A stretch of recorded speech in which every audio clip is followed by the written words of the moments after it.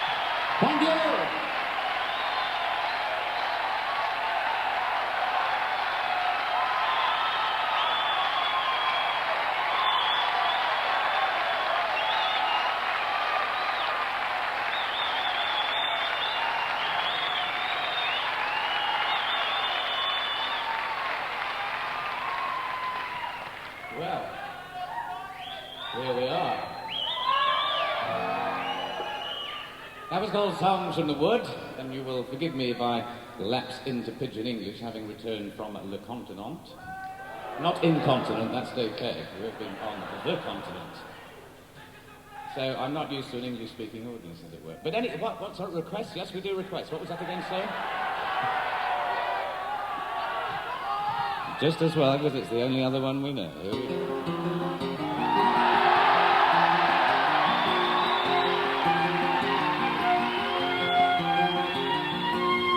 Really don't mind if you sit this one out. My words better whisper, your deafness ain't shout. I may make you feel, but I can't make you think.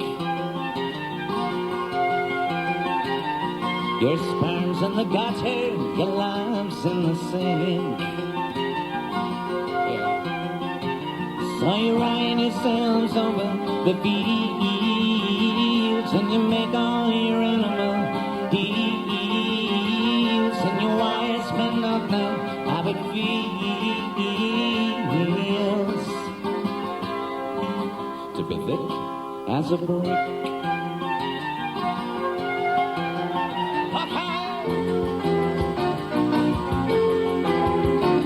And the sandcastle virtues are all swept away in the tidal destruction, the moral melee. The elastic retreats, rings the close of play. As the last wave uncovers the newfangled way. But the shoes warm at the heels, and your suntan is ravenous. And your wise men don't know how it feels to be thick as a brick.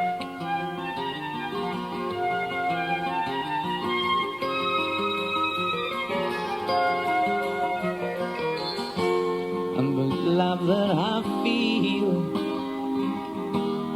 is so far away. I'm a bad dream that I just had a day.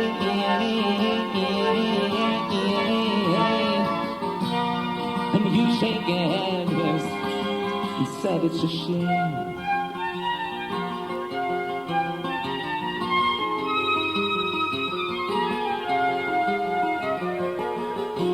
Spin me back down the years and the days of my youth.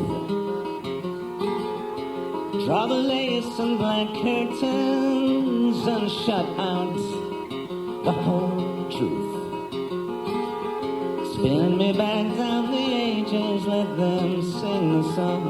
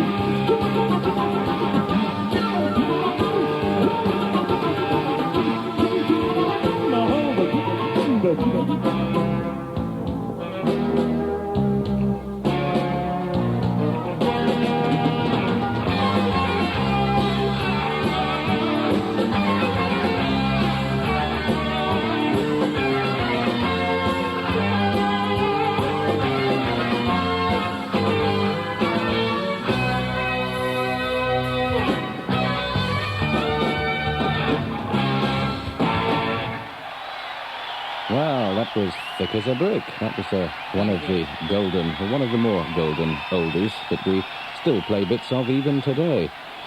Gosh, that brings back memories of the time when we nearly became tax exiles. Not, of course, that we did, being honest to goodness, essential taxpayers in the UK and all the rest of it, but we nearly did, because we were advised back then by our accountants and managers and people that we should, if this record was successful, which we obviously hoped it would be, then we might be in receipt of such large amount of goodies that it would be criminal to be sitting and paying, 83% or something they charged you back in those days on income tax. Dear, dear, dear, dear, dear. So, off we went. Having done Thick as a Brick, we leapt over to France to attempt to record the next album, which was going to be, and became, a passion play.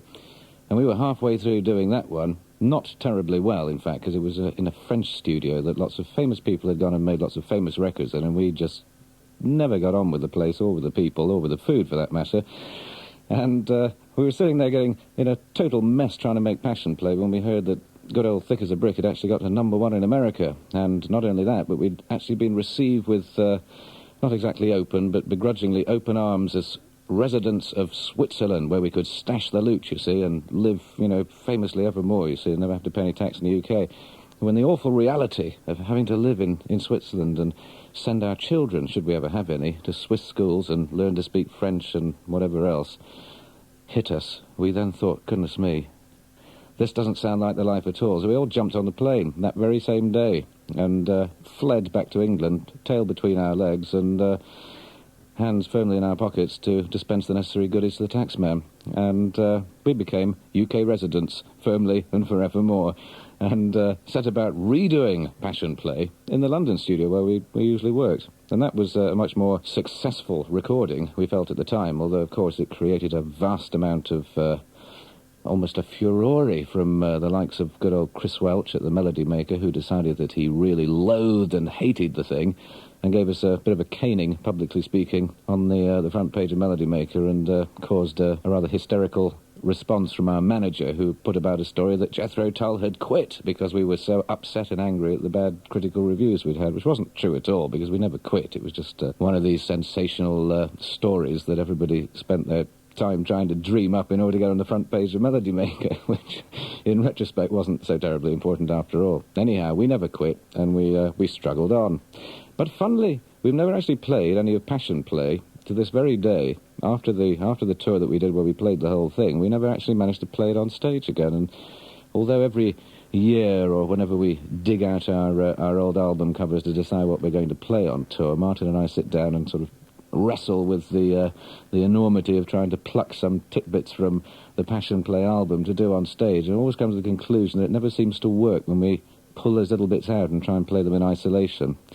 So we've never actually got around to doing any of the music from this again, whereas Thick as a Brick seems to lend itself rather better to being cut up and edited in terms of a stage performance.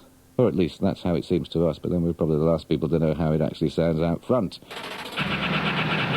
Capital 95.8. Hi, we're back with a Sunday rock show. Not with Alan Freeman, who is definitely not here. He's probably in bed with a bad cold or a pair of stereo headphones and listening to this from the privacy of his own household. It is, in fact, Ian Anderson of Jethro Tull standing in for Alan Freeman, who is otherwise known as Fluff. Strange name, strange chap. There you go.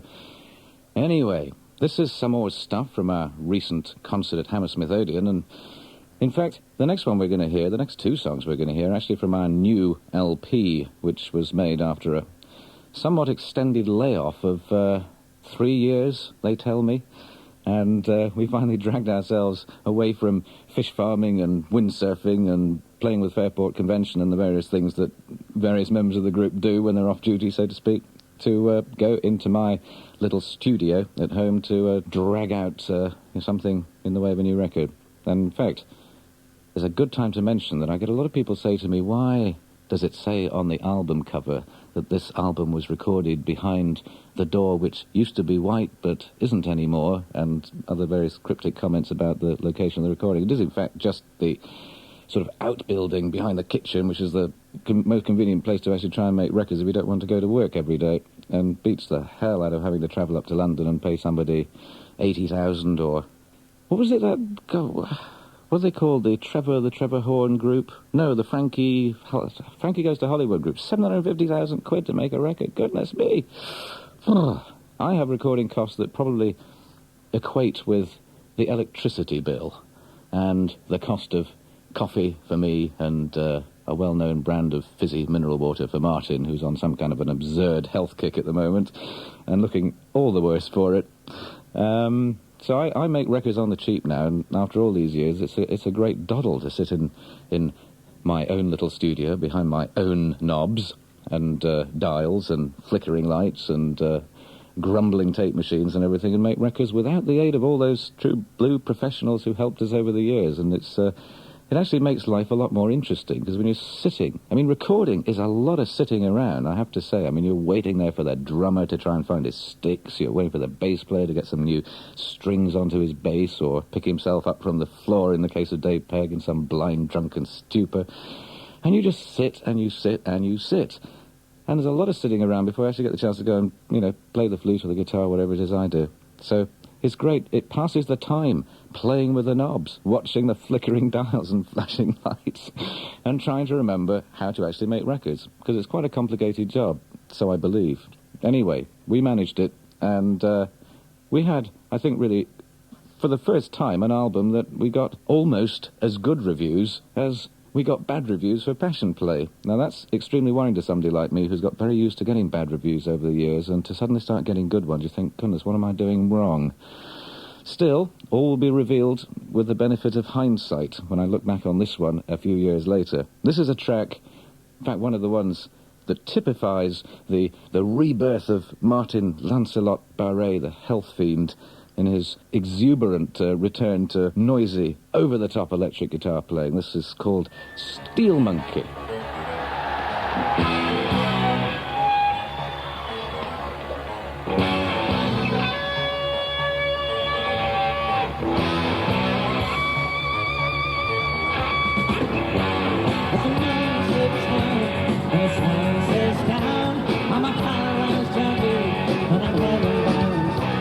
With the word put circle, with pains and pride, I'm a monkey butter, and the lady's on.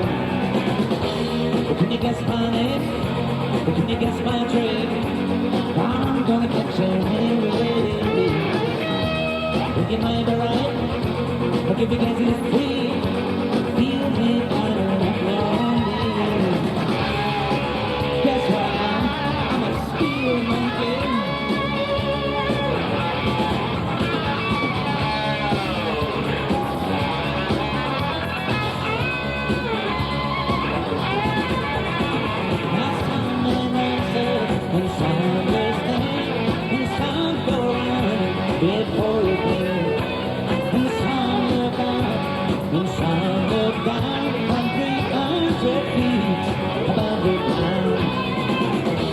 Can you guess my name? But let me guess my trade. But I don't ask for the perilous name. I do not know when the angels fly, keep me from falling out of the sky. Still my baby, still my baby, still my baby.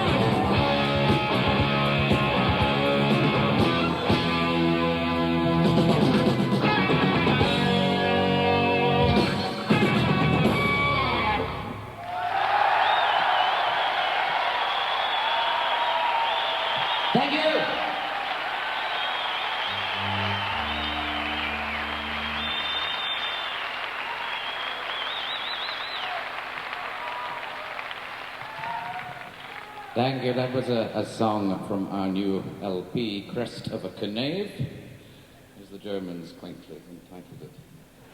Good sports, though. Good sports, the Germans.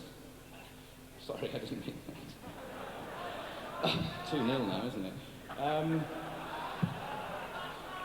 We'll do a tune. Actually, this is a brace of songs vaguely encompassing the plight of the poor, misunderstood farmer. The first one deals with the poor middle American small farmer, poor misunderstood purveyor of agrochemicals. This is called Farm on the Freeway.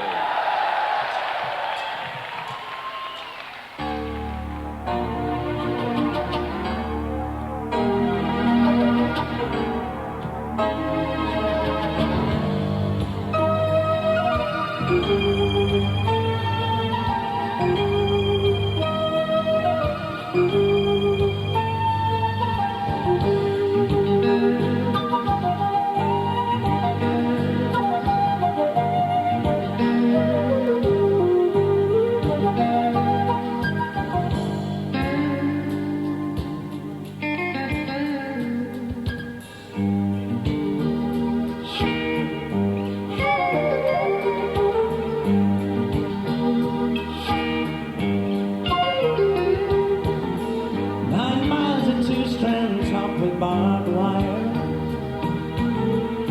laid by the father for the son.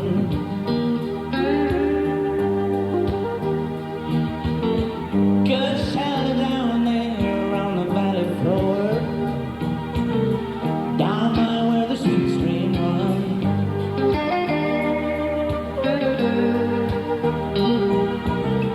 Now they might give me compensation, and that's not what I'm chasing. I was a rich man before yesterday. Now all I've got is a broken down pickup truck, and I left my farm on the freeway.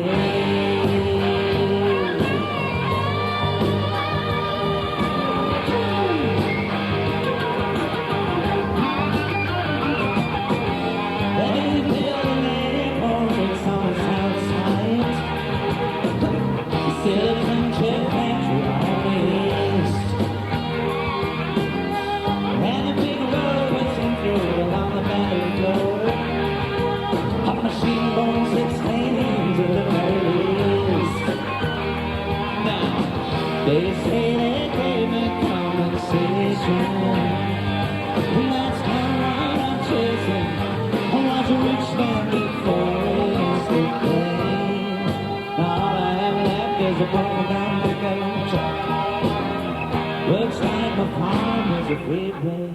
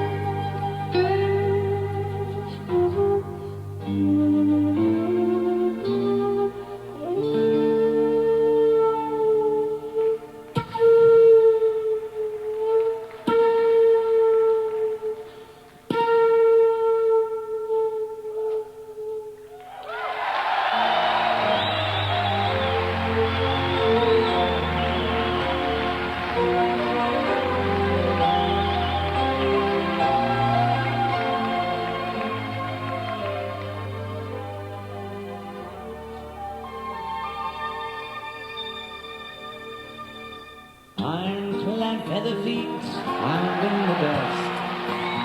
An October's day towards evening, sweating boss veins standing round to the cloud. Salt on a dish yes, seasoning. Last of the line that another's day's toil, turning the deep salt under. Flint to the headlong chasing the bone, flies to the nostrils, blunder. Soften the ties, down the pressure on vine, with the shine on his feathers floating, hauling soft timber into the dusk, to bed on a warm straw curtain. Heavy horses move the land underneath, behind the cloud gliding, slipping inside and free. Now we're down to the view, and there's no one to do the tractors on his way.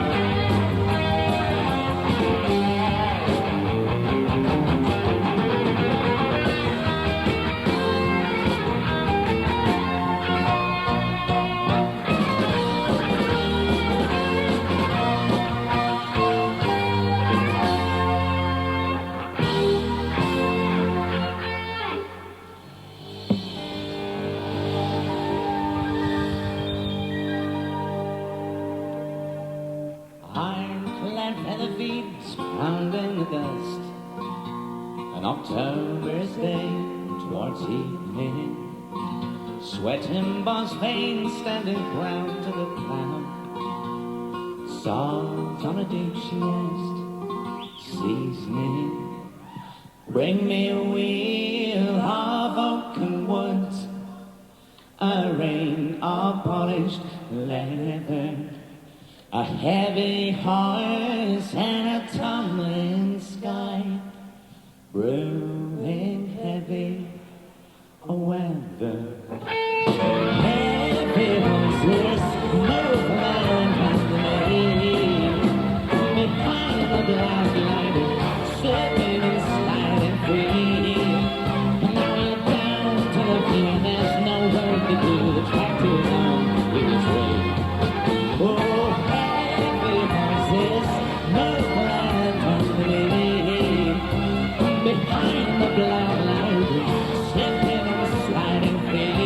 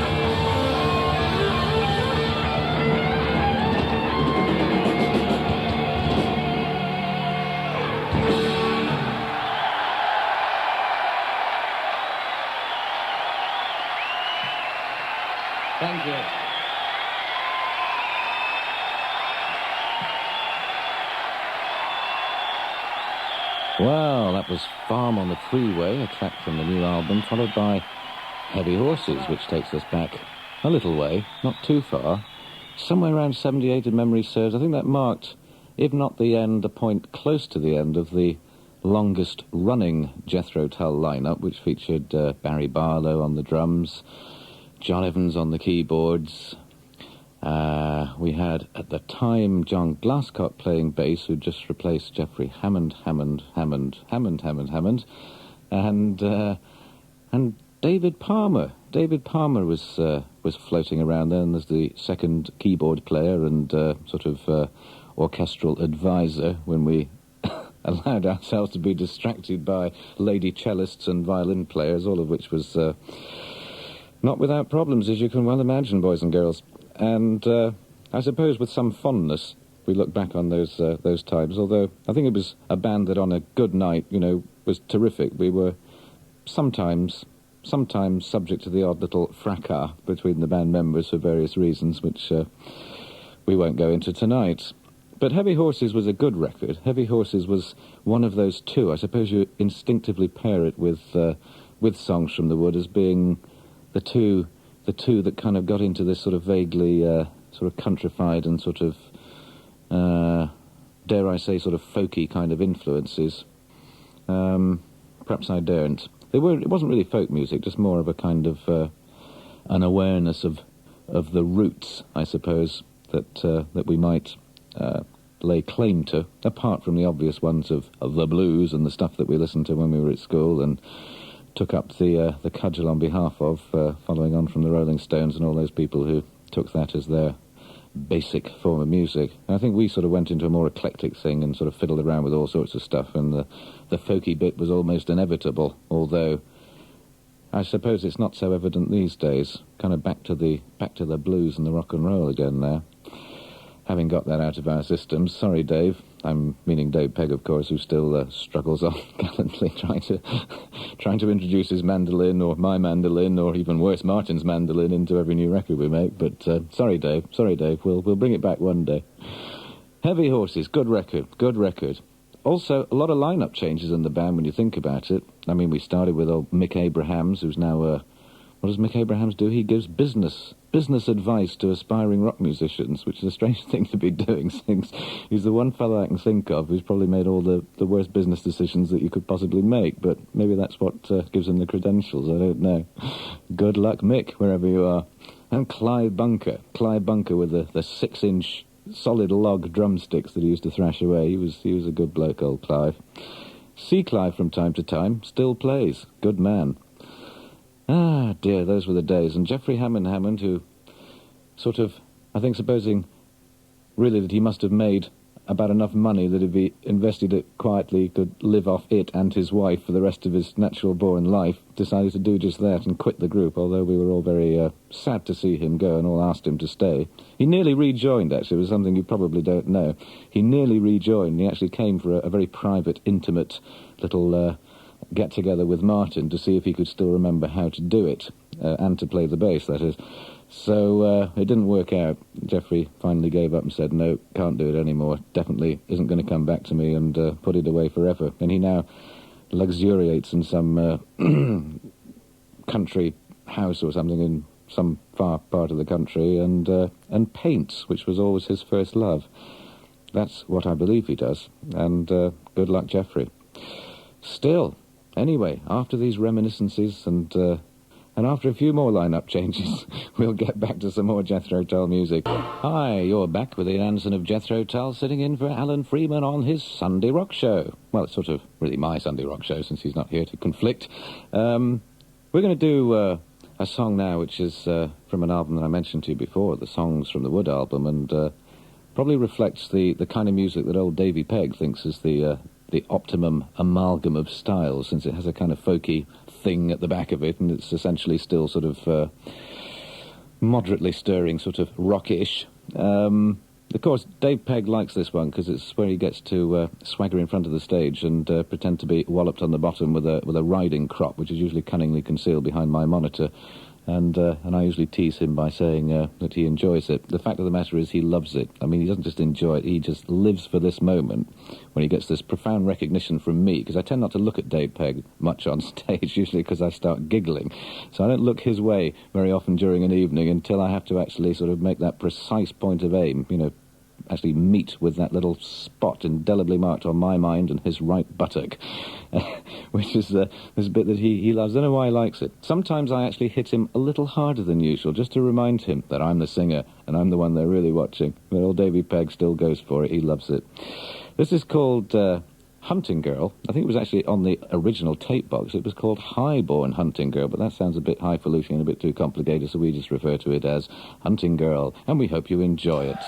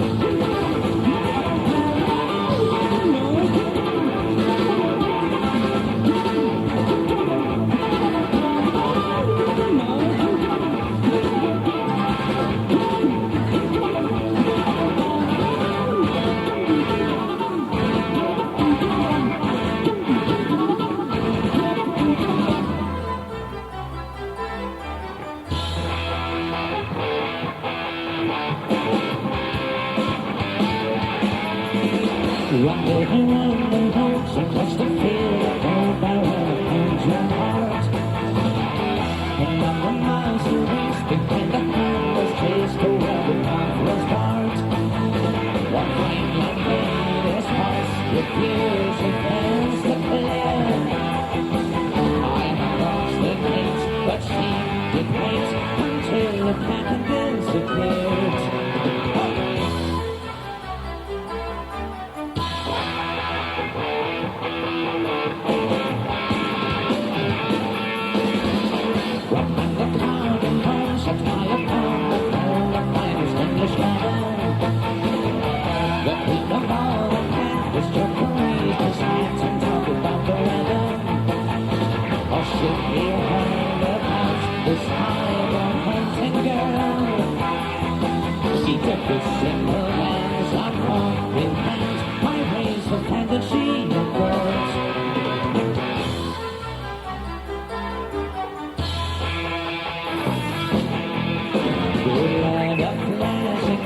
Next to sign of my thumb. This highborn comes in a place as strange as they come.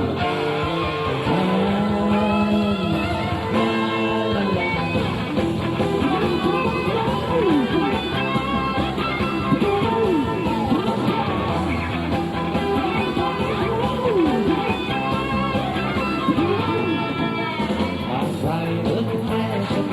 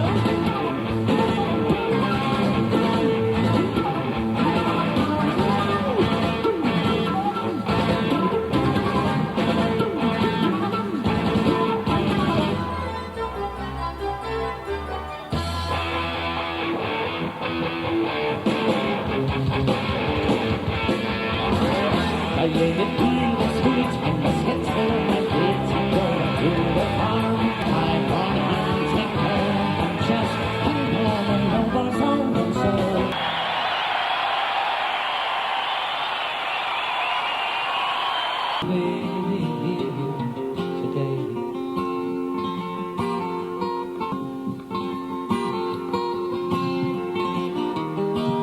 are wondering that I'm tasting the smell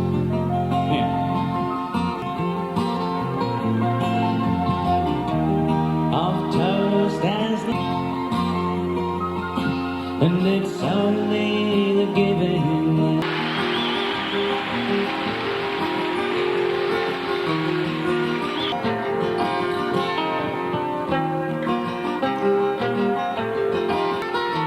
Make a Mars card play. Mars the room.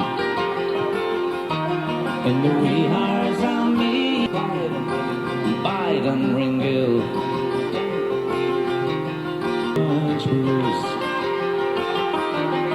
A concert of King. In the wee hours I'll meet you. Biden Ringill.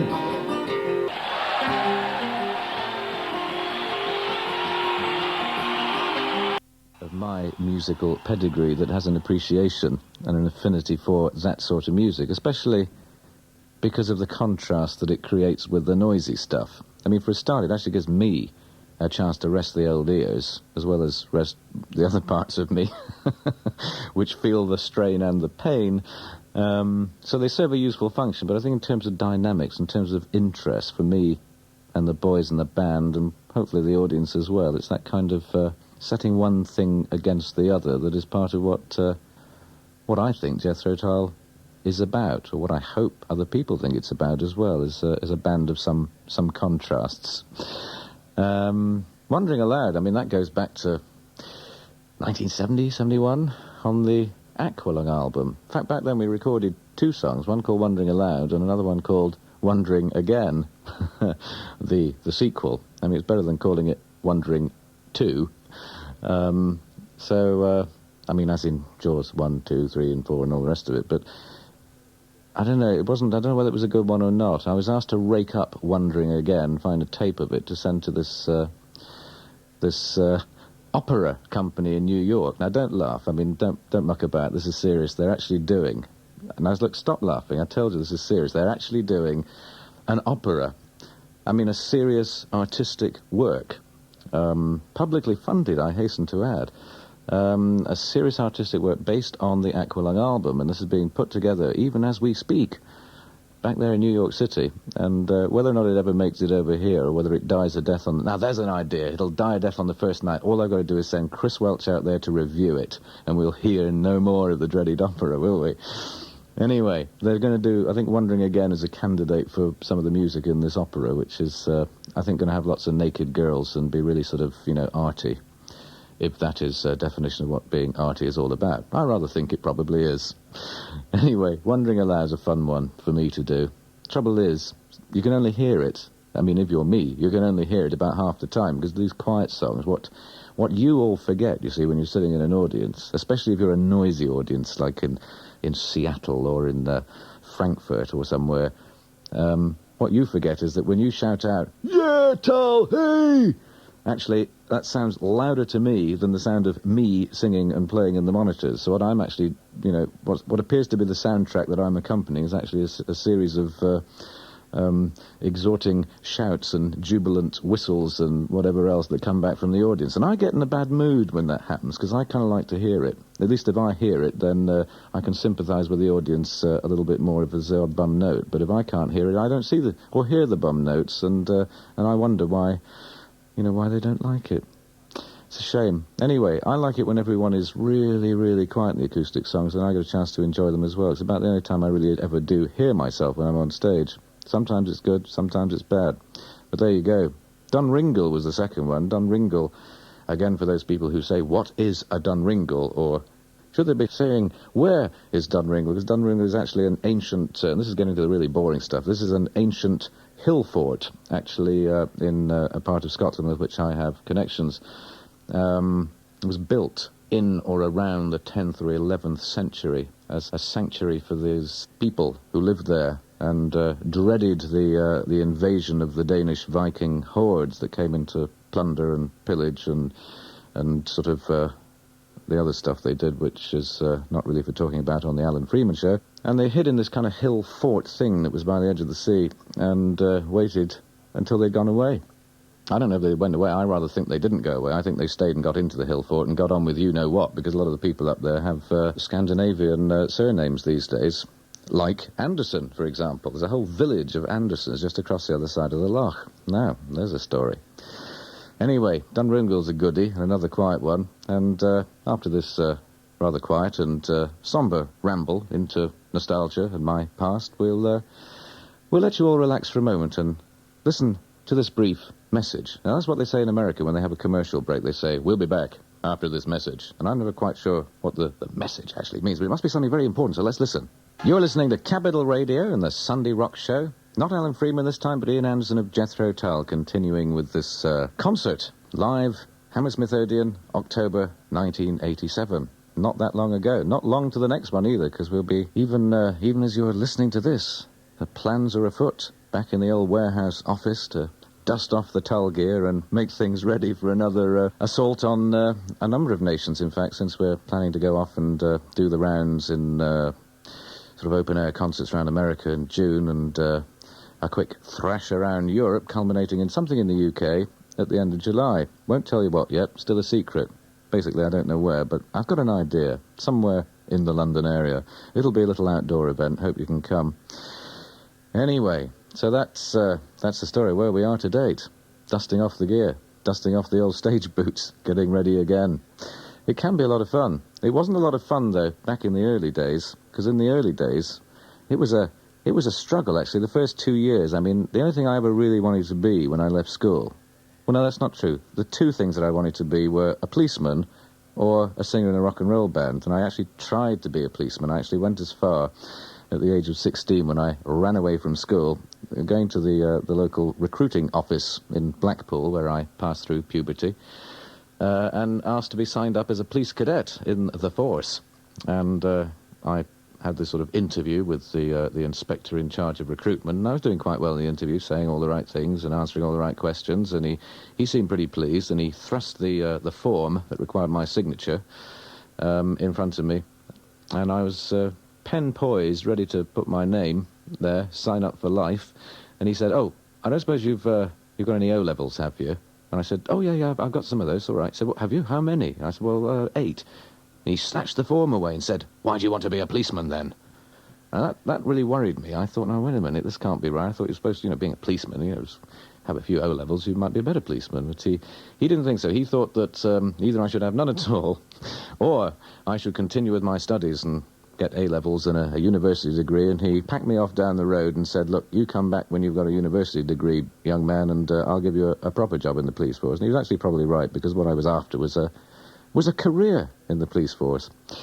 But I never got to enjoy it, because I went away with my ears stinging and in a rather bad mood, because I didn't quite understand why he was telling me this at the time, and decided, right, well, if I can't be a policeman, I'll try and be a singer in a rock and roll band. So that's what I set about doing, and that is indeed what I became by late 67, when I started playing down in London with Mick Abrahams, Clyde Bunker, Glenn Cornick, in a group which became, by March, by my reckoning, 1968, Jethro Tull. One, indeed, of the many names that we enjoyed during that early period, because we were pretty ropey. I don't know if any of you remember them, but we were actually pretty ropey. Yes, I know we're still ropey now, you don't have to say, come on.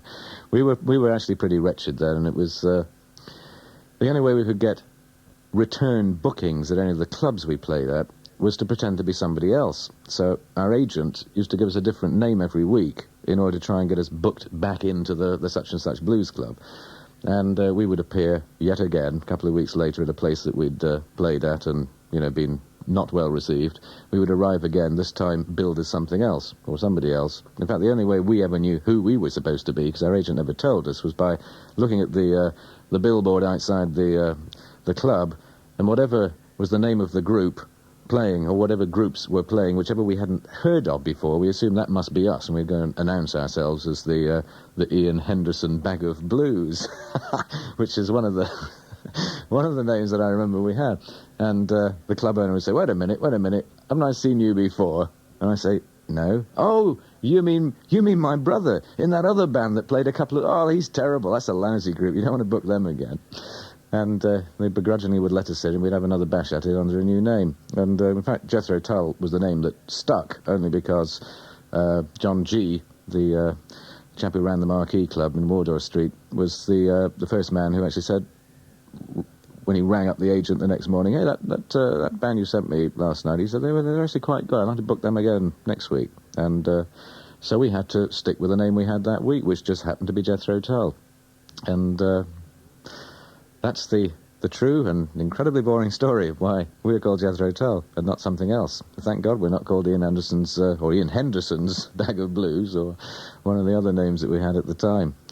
But a couple of years on, we'd sort of done our bit and sort of got moderately well accepted around Britain and Europe, and we, as everybody did back in those days, we took ourselves off to the US of A and had a bash over there, and we were actually on our first American tour and felt somewhat guilty. I mean, back then, if you were successful in Britain, then you kind of went to kind of do America. You got a bit of bad press because the Brits felt you were sort of deserting the home shores and all that. So we were very mindful of the need to keep some sort of a profile in the UK. And our manager said, "Look, we better have a record out while you're on this tour. Something you can put out in England so they don't forget about you. Nip into your hotel room and write a hit."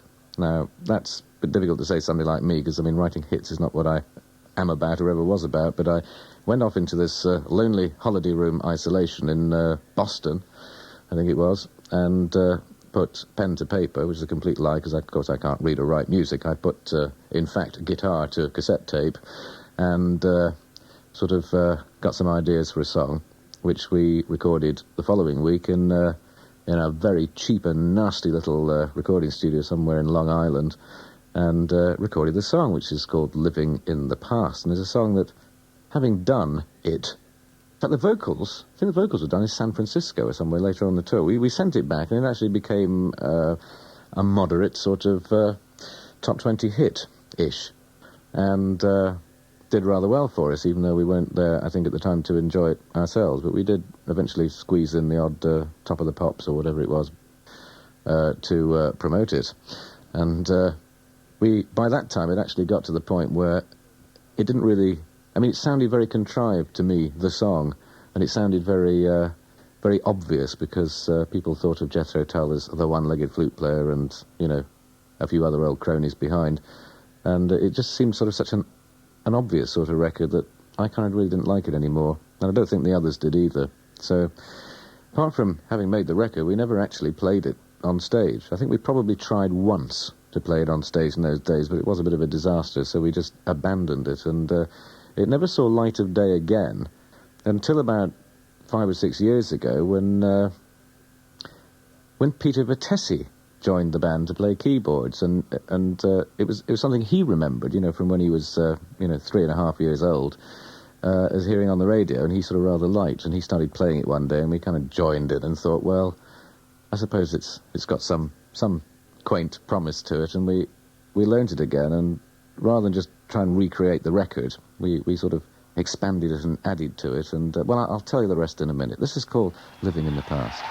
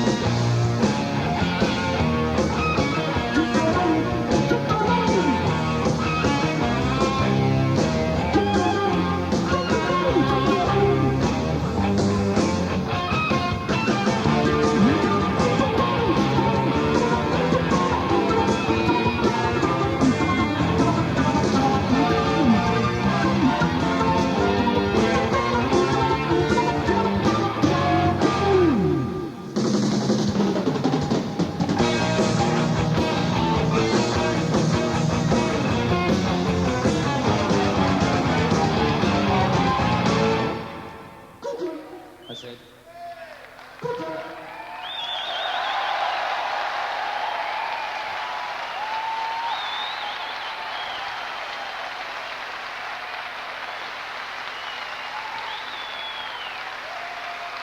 Thanks a lot.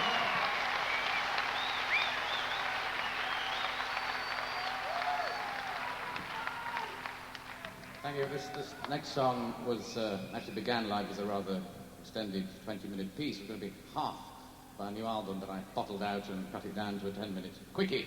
If anyone needs to rush off, now's the time to do it. It's fairly classic, this one, all right? It also happily conjures up that exquisite moment of middle-aged voyeurism that we all indulged in the merry town of Budapest last year.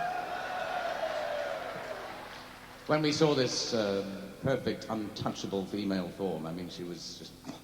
But we didn't do anything. We nearly got into trouble, but not quite. We're allowed to look, even at our age. She was, in fact, perfect, but we didn't touch. For one thing, she was only 15. And for another thing, we weren't. This is called Budapest.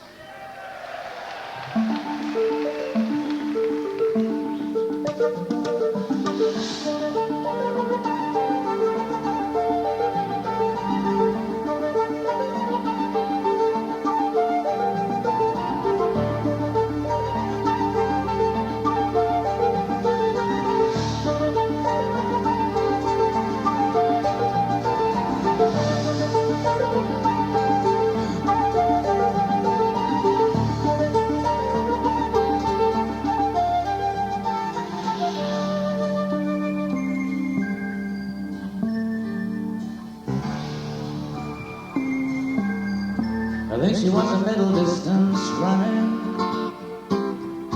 The translation wasn't clear. Could be a budding stately hero. International competition in a year. She was a good enough reason for a party, but you couldn't keep up on 100 miles. While she ran a perfect circle, and she wore a perfect smile in Budapest. One night in Budapest, we had a cozy up in the old gymnasium, dusting off the mandolins and checking on the gear. Well, she was helping out at the backstage, stopping hearts and chilling beer. Yes, and her legs went on forever, like sailing around at infinity. Through this cotton panty, lost in a satin sea. Night in Budapest.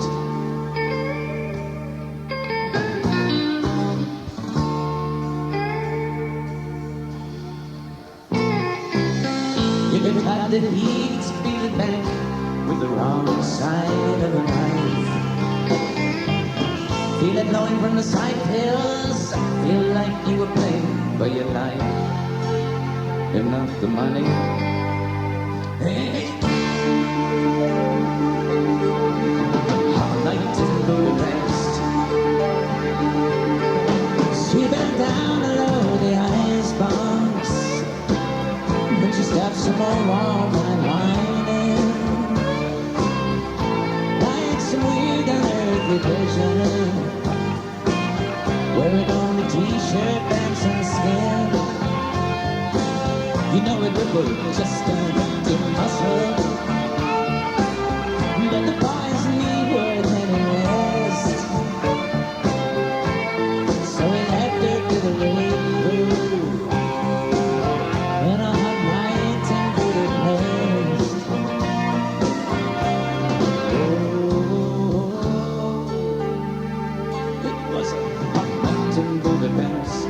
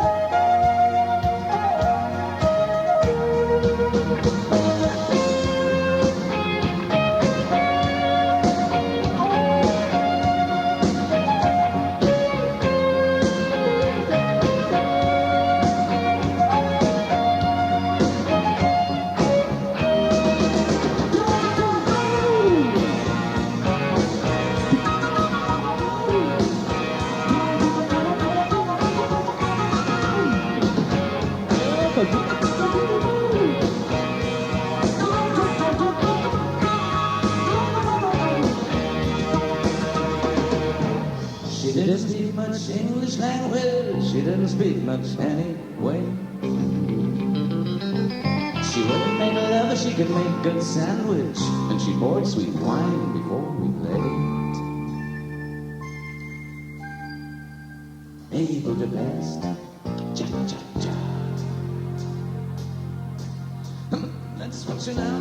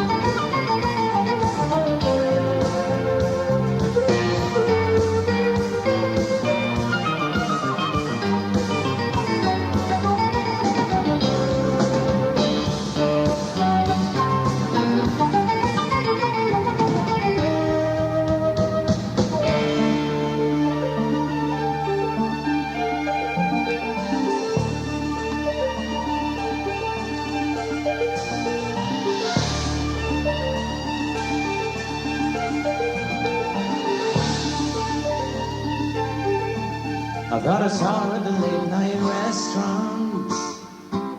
She would have sent blue shivers down the wall. Yeah, but she didn't grace our table. In fact, she wasn't there at all. Yes, and her legs went on forever, like staring up at infinity. To the Westlands, and she didn't care to be. That night in Budapest, it wasn't a night in Budapest. One night in Budapest, one night in Budapest.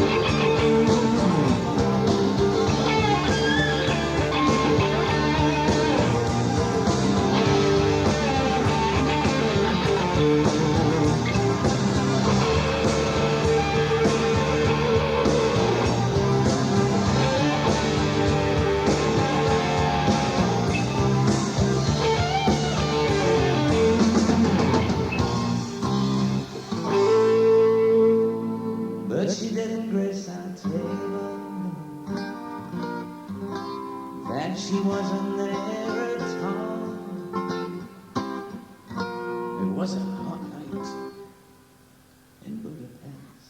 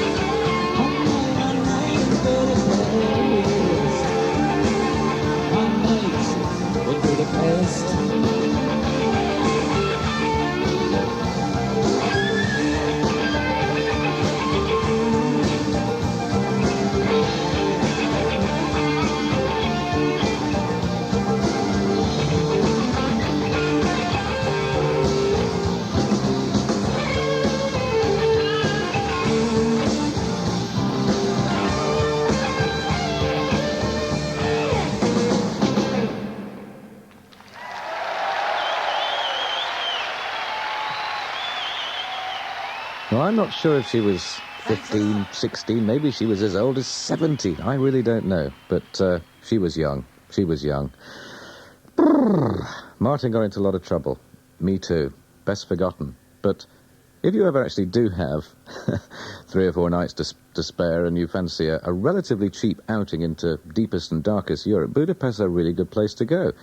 I mean, you can, in fact, so I am told, fly there quite reasonably and stay in the best hotel in town and eat the best grub in town and have actually really rather a nice, if somewhat cultural time for, you know, really rather little in the way of wonga. And, you know, those of you who are sufficiently well-heeled to make it, I suggest Budapest is a worthy place for a long weekend, especially if you've got somebody aged maybe a little older than 17 to go with. You can stay in the best hotel in town, the biggest bed in town. Terrific place to go.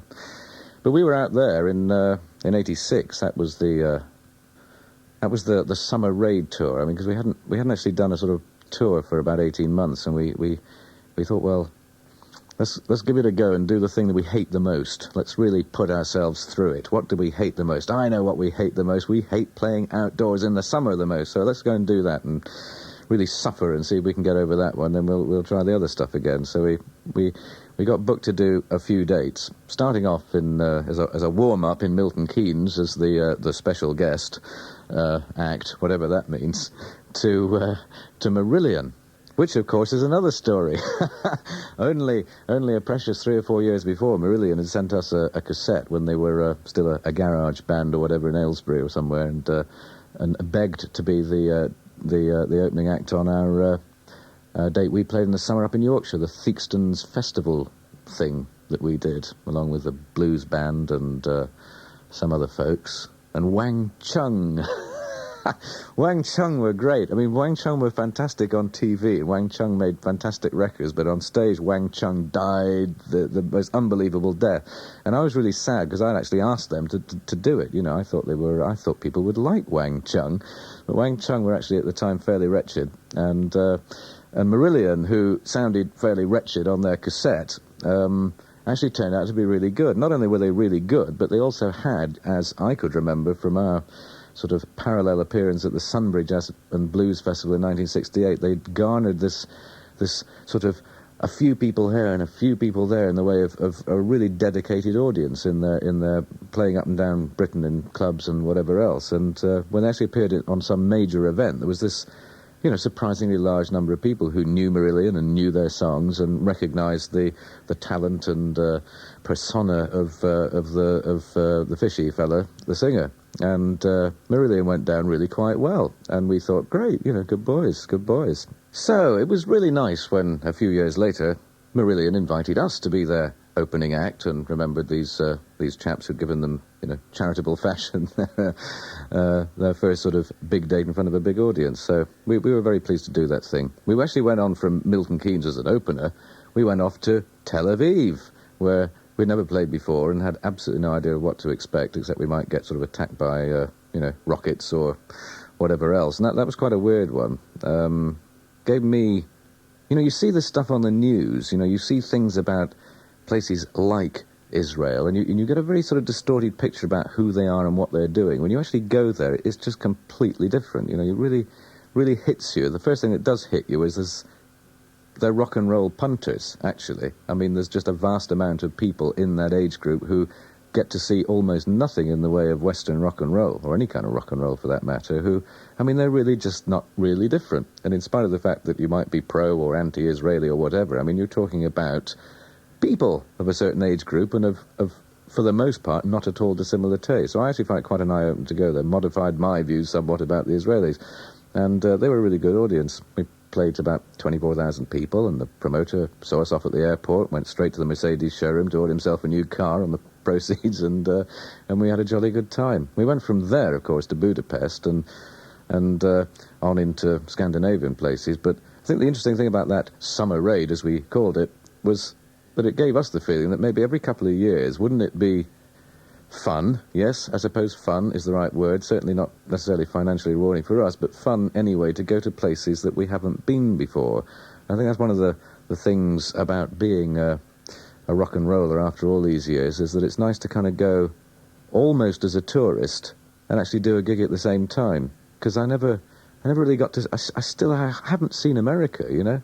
I mean, I've seen bits of the A1, most of the M1, and a few places in Britain, but I've never really seen that from the point of view of seeing the sights.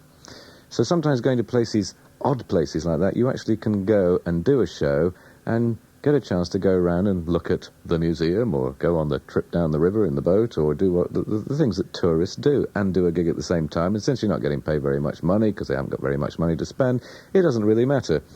So that's something we're going to keep on doing. This year, it's Greece and Turkey and Prague and Czechoslovakia and East Berlin, and we're supporting John le Carré there. And we've actually even had an offer to go to Russia, but since a few people have been to Russia recently, and we hear that it's a bit of an extended stay in order to cope with the large number of people who want to see rock and roll there, we've sort of said, well, we don't want to go this year until you're ready to put on, 2 big dates rather than 12 small ones, because the idea of spending 12 days in Russia, either as a rock and roller or as a tourist, is maybe just stretching it a wee bit, since I hear the food is not too good and the beer is even worse. So we'll leave that one till next year. But that's the principle. Get around these days. See a bit. Send a postcard back to Mum. Well, what fun. Anyway, so that's Budapest, and this is another short break. See you in a minute. Well, we're back. Ian Anderson of Jethro Tull for Alan Freeman on the Sunday Rock Show, Capital Radio. What else? Now imagine you're Martin Barr, and you've just strapped on your trusty Les Paul, vintage model, of course, and you're stepping out into the spotlights in front of 20,000 people in Madison Square Gardens, and your right hand is poised over the strings to go da-da-da-da-da-da. And just as you're about to do it, and the crowd is on its feet with bated breath, you step on your guitar lead and pull it out of the socket.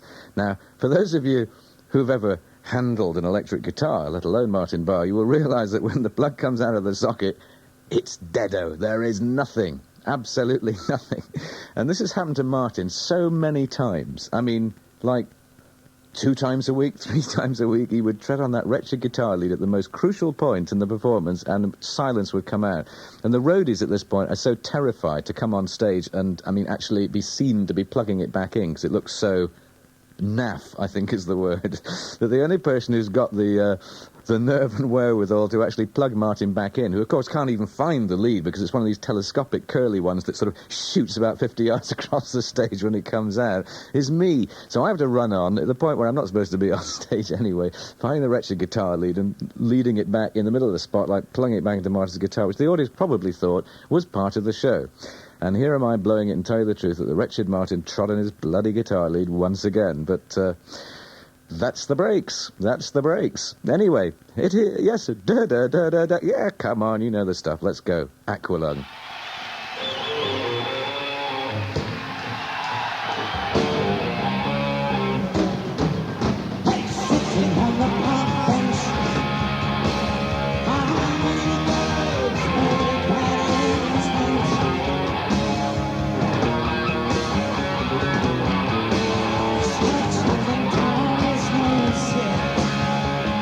Agree to make this no one shot it.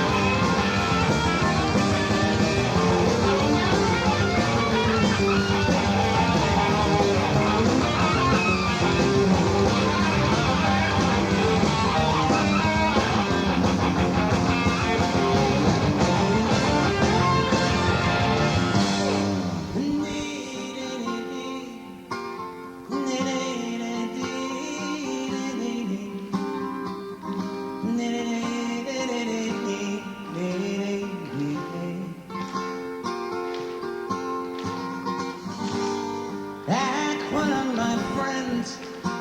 Don't you start away uneasy.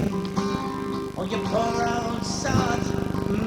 You see, it's only me. Oh, you know it's only me. Hey, jack!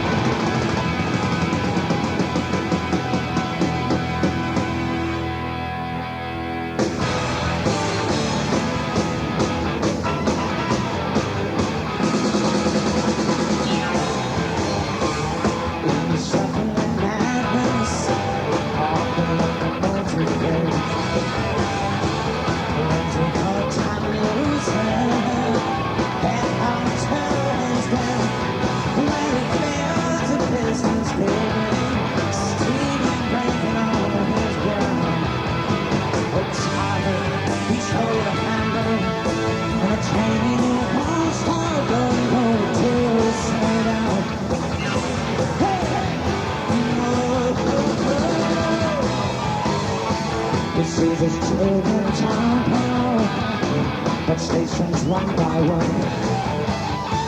This one and his best friend, and then having fun. When he's crawling down the corridor, all his knees and knees are talking. He stole from there, and I tell you what's hard to sail down.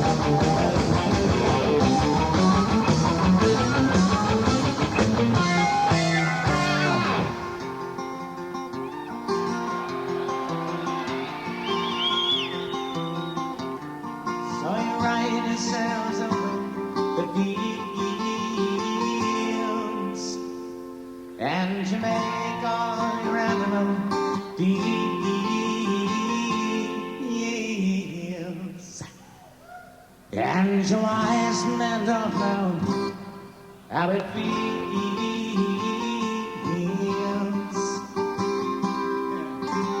Oh, to be thick as a...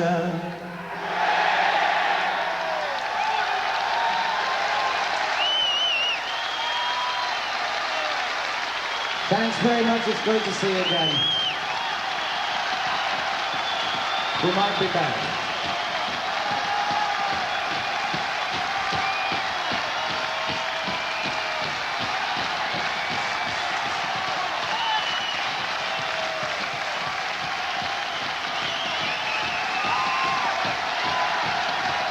Well, there you have it. That was Jethro Tull, Hammersmith Odeon, 1987. Celebrating this year 20 years. Gosh, what a long time. Ian Anderson here. Thanks for listening. Just think, another 20 years, they might ask me to do this again, and we still won't be as old as Alan Freeman. Well, anyway, Alan's back next week, so we look forward to hearing him on the Sunday Rock Show. Stay tuned to Capital Radio. Charlie Gillett's next.